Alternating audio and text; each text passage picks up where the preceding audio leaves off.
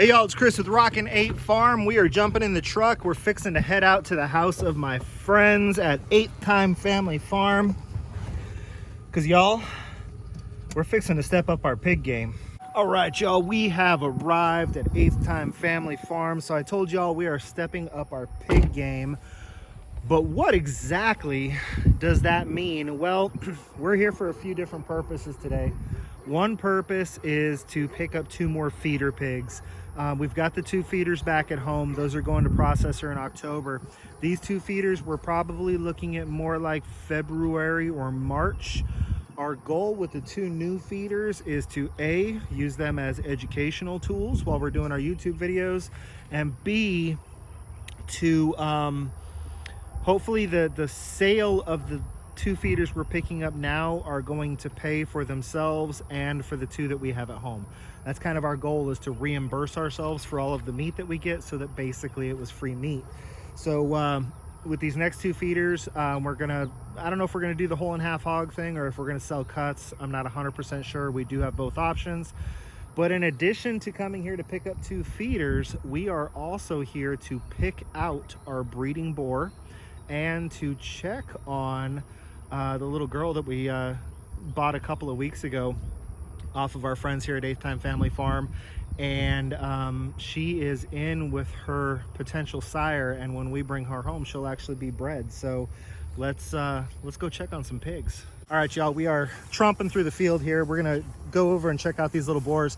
So the way I'm gonna have to do this, y'all, because everybody knows I use my phone to shoot video, so I need to FaceTime my wife and let her pick out who she wants to be the sire of all of our future little piggies. So I'm gonna get you over there. I'm gonna give you a quick shot of them. Then I gotta let y'all go so I can call my wife. And then we'll come back on and show you which little guy we picked out.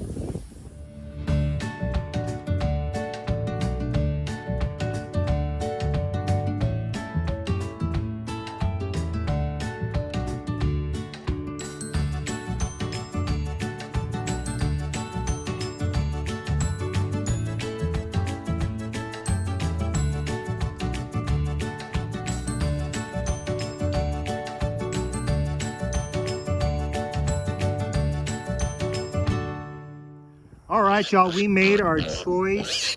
Oh, somebody's camera shy. So my son Jose here is holding our future little boar. So we've got a little ginger Idaho pasture pig. They're about 5 weeks old right now. Yep, 5 weeks old today. So it's going to be a few weeks before we can bring this guy home. But I'm going to get my friends over here at 8th Time Family Farm a deposit, and this little guy is ours. Here's our little girl that I was telling you about. We don't have a name picked out for her yet. Her mama's name was Smidge, so we've just been kind of calling her Smidge too. But this little girl right here is going to be coming home with us in a couple of months, and when she comes home, she's going to have a baby full of piglets, we hope. Oh, girl. You good girl? This here's the man that we're counting on to do the job. This is Sleepy. And as far as we know, have we seen any activity from Sleepy at all? No? Hey, Sleepy. Sleepy. Hey, come here. Let's you and me have a talk. Okay? So listen, buddy. When a boy pig loves a girl pig, there's a lot of different ways that he can show that. You hear? Do you understand me? Huh? Oh, good boy. Such a good boy. So with any luck, Sleepy's gonna do his job, and little Smidge too here is gonna be coming home to us, and we'll hopefully have piglets like November, December-ish. So y'all, as of right now, part of the plan is that the little boar that we just picked out and Sleepy and Smidge 2's piglets will have a very, very, very low COI. For those of you who don't know what COI is, that is the coefficient of inbreeding. And A lot of people are really turned off by inbreeding, but when you do it intentionally, it's called line breeding. But I'm telling you, we're talking a really low COI. The equivalent of my new piglets and the boar that we just picked out will be like fifth cousins. It's like their great grandpa is the same pig. So very, very low COI. And not something that we're all concerned at all concerned about, but you know, like I said, I'm not even concerned if the COI is higher if you're doing it for a purpose to get a certain characteristic.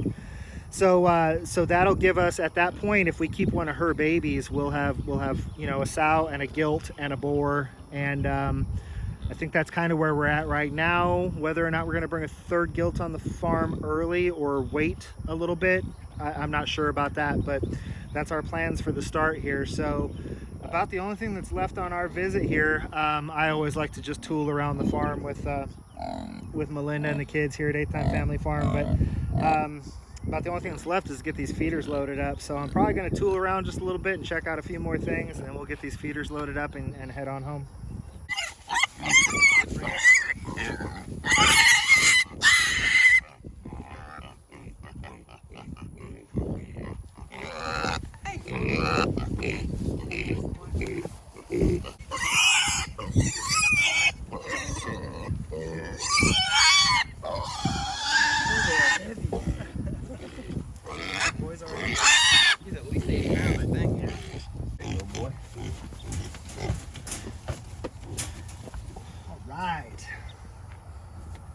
Boys ready to go home?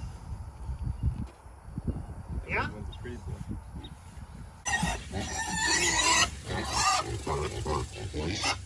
All right, y'all, so we're walking back in here to what I like to call pig training camp. And what this is it's an area where we stick pigs and piglets when they first come to the farm before they go out on pasture. And basically what we got here, let me turn you around, is we've got a stall in my barn that has outdoor access. And then there's also a pen over here that's outdoors as well. So if we look back in this way, that's a good shot into the pen. You can see we get them a decent amount of hay in there so they can mess around in the hay. And we've got a hay feeder here. They've still got just enough grass out here behind us that I can wait till Monday to throw some alfalfa in there for them. But you can already hear happening what the pig training area is all about. So we let these two little guys out. They came straight outside, and this is where they learn to respect the hot wire in a nice closed-in, controlled environment. And once they figure out what that hot wire is, then we can get them out on pasture. Now in this little area out here, this is where they learn what a pig nipple water is and how to use it. So we will put out a little bowl of water for them. Just, we don't want them going thirsty while they're trying to figure it out. But in an hour or so, once they settle in, I'm going to come out here and put some peanut butter on these nipple waters. And I would say by the end of the day, they're going to figure out that if you bite down on that, you get water. So these guys will probably be in here for a while. That little boar that y'all just saw us pick out, we're going to be bringing him home in 3 weeks. And I would like to put him with these guys, but these guys are bigger than he is. So what we're going to do is we're going to keep these guys in here for a month or 5 weeks. We are going to put the boar in the pen right next door so they can get acquainted with one another. And then hopefully when we bring him in here and put him with these two feeder pigs, they're going to pick on him for a bit because he's smaller than they are, but they'll already know who he is. They'll be accustomed to him. And then what we'll do is we'll just separate them at feeding time so that we can make sure he gets his full ration of food, because since they're bigger and since they're older, if I put out, 1.5 pounds of food for each pig in the morning, they're each going to finish their 1.5 pounds, and then they're going to go knock him out of the way and finish his too. So we will have to separate them for feeding, but Once I get them all to a place where they're similar in size and getting along, then the 3 of them together will all go out on pasture. So these are the 2 new feeder pigs that I'm really looking forward to using for educational purposes, talking about breed standards, stuff like that. A couple of really good looking boys, and hopefully these are going to help us pay for all the meat on our farm and maybe even put a little money in our pocket. That's about all I got for y'all right now. You know, I sure want to extend my thanks once again to Melinda and her family with 8th Time Family Farm. Melinda and I have become friends. We have a lot of talks about genetics, and you know, I mean, we're excited about the possibilities of maybe someday down the road, I won't just be buying pigs from her, but she'll be buying pigs from me too, because I have genetics and breeding lines that she doesn't have.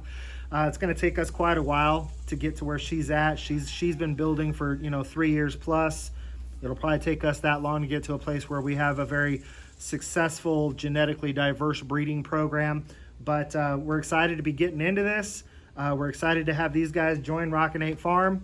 And I'm just excited all the way around, to be honest with y'all. I love my animals. They get treated like kings and queens while they're here. But, you know, it's just all around, it's very, very exciting. But I'll let y'all know, keep y'all updated, let you know what's going on with the boar and with our little gilt that's getting bred over there. Just really exciting times for the farm. And I hope y'all keep following along and keep watching these videos.